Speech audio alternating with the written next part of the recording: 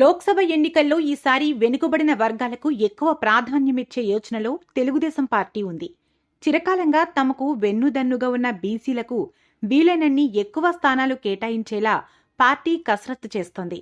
ముఖ్యంగా రాయలసీమ జిల్లాల్లో ఈసారి ఎక్కువ టికెట్లు బీసీలకు ఇచ్చే యోచనలో ఉంది.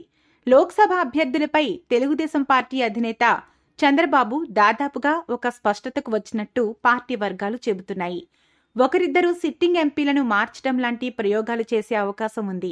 జనసేనతో పొత్తులో భాగంగా ఆ పార్టీకి కేటాయించే లోక్సభ స్థానాలు, ఇతర సమీకరణాల్ని దృష్టిలో ఉంచుకుని లోక్సభ స్థానాలకు అభ్యర్థుల ఎంపికపై చంద్రబాబు కసరత్తు ముమ్మరం చేశారు.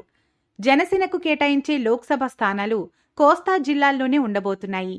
తెలుగుదేశం పార్టీ కొన్ని స్థానాలకు ఎవరూ ఊహించని అభ్యర్థుల్ని ఎంపిక చేసే అవకాశం ఉంది. విజయవాడ లోక్సభ టికెట్ ప్రస్తుత ఎంపీ కేశినేని శ్రీనివాస్కి అంటే నానికి బదులు ఆయన సోదరుడు శివనాథ్ అంటే చిన్నికి ఇస్తున్నట్లు ఇప్పటికే సంకేతాలు పంపింది. ఎన్టీఆర్ జిల్లా తిరువూరులో ఈ నెల 7న నిర్వహించే చంద్రబాబు సభకు ఏర్పాట్లు చేసే క్రమంలో నాని చిన్ని వర్గాల మధ్య బుధవారం ఘర్షణ జరిగింది.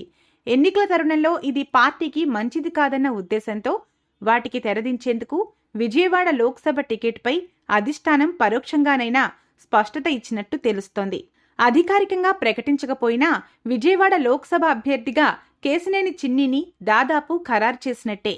నాని చాలా కాలంగా పార్టీ కార్యక్రమాలకు దూరంగా ఉంటున్నారు. ఒంగోలు, రాజమహేంద్రవరం, మహానాడు సభలకు ఆయన హాజరు కాలేదు. లోకేష్ యువగళం పాదయాత్రకు దూరంగా ఉన్నారు. చిన్ని కొన్నాళ్లుగా పార్టీలో క్రియాశీలకంగా వ్యవహరిస్తున్నారు. జిల్లాలో యువగళం పాదయాత్ర సహా పార్టీ కార్యక్రమాల్ని విజయవంతం చేయడంలో చురుగ్గా పనిచేస్తున్నారు.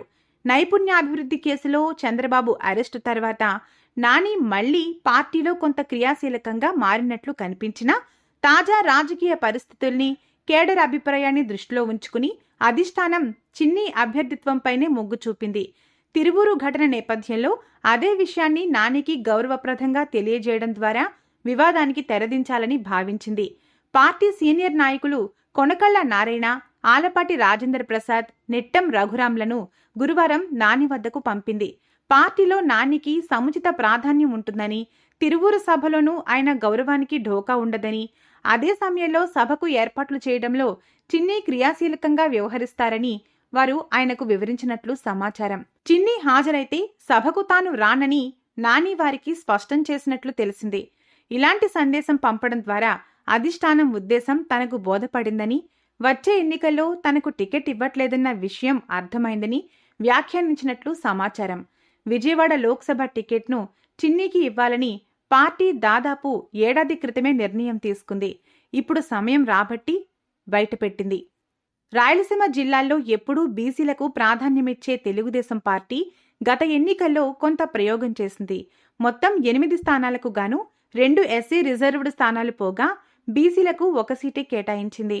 వచ్చే ఎన్నికల్లో మళ్లీ బీసీలకే ఎక్కువ సీట్లు కేటాయించాలని భావిస్తోంది. ఏ స్థానాలు కేటాయిస్తారన్న విషయంలో నెలాఖరుకు ఒక స్పష్టత వచ్చే అవకాశం ఉంది. వచ్చే లోక్సభ ఎన్నికలకు తెలుగుదేశం పార్టీ మరిన్ని కొత్త ముఖాల్ని తెరపైకి తెచ్చే అవకాశం ఉంది. ఉత్తరాంధ్రలో శ్రీకాకుళం నుంచి ప్రస్తుత ఎంపీ రామ్మోహన్ నాయుడు పోటీ చేసే అవకాశం ఉండగా, విజయనగరంలో సీనియర్ నేత అశోక్ గజపతిరాజు పోటీ చెయ్యనంటే అక్కడ కూడా బీసీని రంగంలోకి దించే అంశాన్ని అధిష్టానం పరిశీలిస్తోంది. అనకాపల్లి నుంచి కాపు సామాజిక వర్గానికి చెందిన నాయకుడికి టికెట్ దక్కవచ్చు. ఉమ్మడి ఉభయ గోదావరి జిల్లాల్లోనూ బీసీలకు 1 టికెట్ కేటాయించే అవకాశం ఉంది. గుంటూరు, నరసరావుపేట స్థానాల్లో ఎవరూ ఊహించని అభ్యర్థులు రాబోతున్నారు. నెల్లూరు, ఒంగోలు లోక్సభ స్థానాల్లో ఆర్థికంగా బలమైన అభ్యర్థులు రంగంలోకి దిగనున్నారు. మరో వారం 10 రోజుల్లో అన్నీ ఖరారయ్యే అవకాశం ఉంది.